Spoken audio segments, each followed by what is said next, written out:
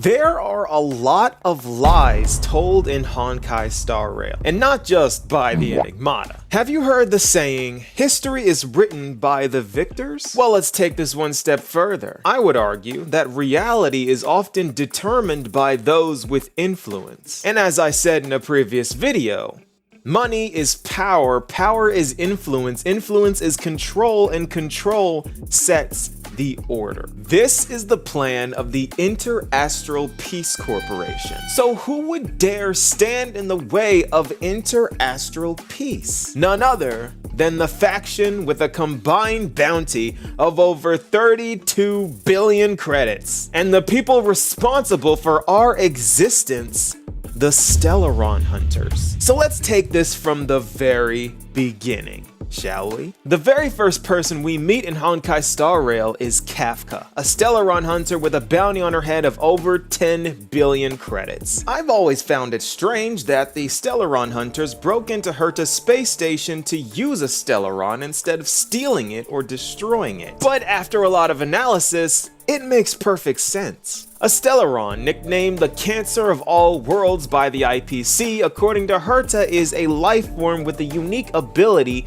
to bind with a certain Aeon and that Aeon's path. This has since been verified by Cocolia, quite literally speaking to a Stellaron and binding with the power of preservation to freeze Yarilo 6. Freezing being a type of preservation method, I'm assuming here. So if the IPC clearly hates Stellarons because they called it the Cancer of All Worlds, why would they put bounties on the Stellaron hunters for hunting this cancer? Shouldn't they be on the same side? No, and for two reasons. The first reason is because the Stellaron hunters hunt Stellarons, but they do not destroy or neutralize them. The second reason comes down to the Aeons and the upcoming war among the Aeons. First off, I want to establish that every single bounty placed on the Stellaron hunters was placed by the IPC, so their actions are only seen as crimes through the eyes of the IPC. So if they were to track down and collect the Cancers of All Worlds for their own purposes, or hinder the IPC in neutralizing them, they would rack up some felonies with the quickness. We already know that they have quite the expert experience in handling Stellarons in close proximity, since they quite literally placed one inside of the Trailblazer. So they clearly don't hate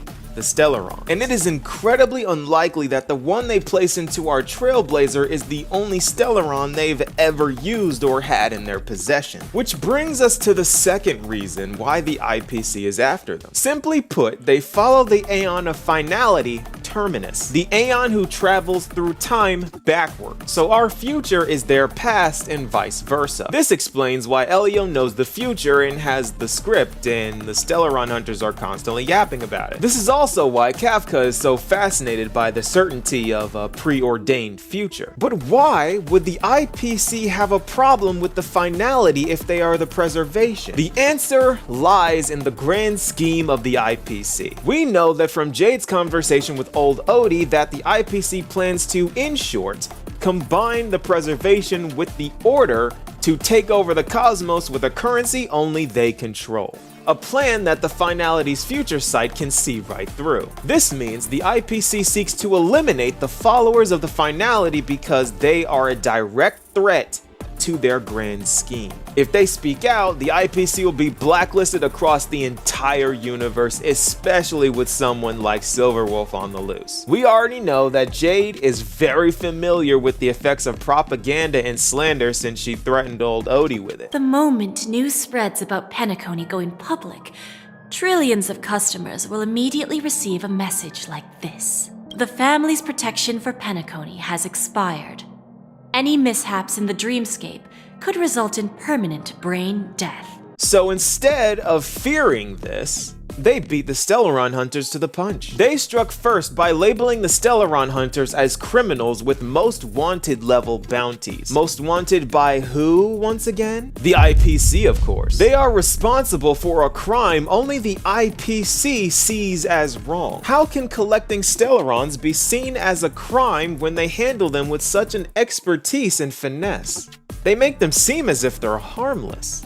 Well, when the IPC labels them the cancers of all worlds, it's all relative to the IPC's point of view. They're setting the order by making their opinions the law. They say who's a criminal and who isn't. In my humble opinion, Acheron is a way larger threat than someone like Kafka, but I've yet to see a bounty on her head. The Shanzhou does the same thing with their sentencing of Hule, but this is exclusive to their territory. The IPC is extending their laws on a universal level, and the Stellaron hunters are their main target, making the Stellaron hunters innocent and instead the victims of slander. This already happened once to Kafka and Blade, who were falsely accused of putting the Stellaron on the Shanzhou, when in reality they were just warning the Shanzhou of the incoming threat because they already said that in the future that Elio chose, the power of the hunt is indispensable.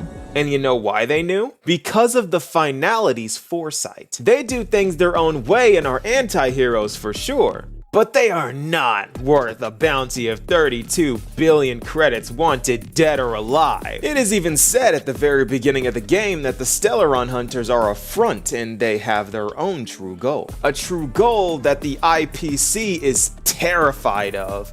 Thus, every credit of every bounty placed on the Stellaron hunters is nothing but the Stellaron hunters disobeying the IPC's order. They are innocent. But what do you guys think?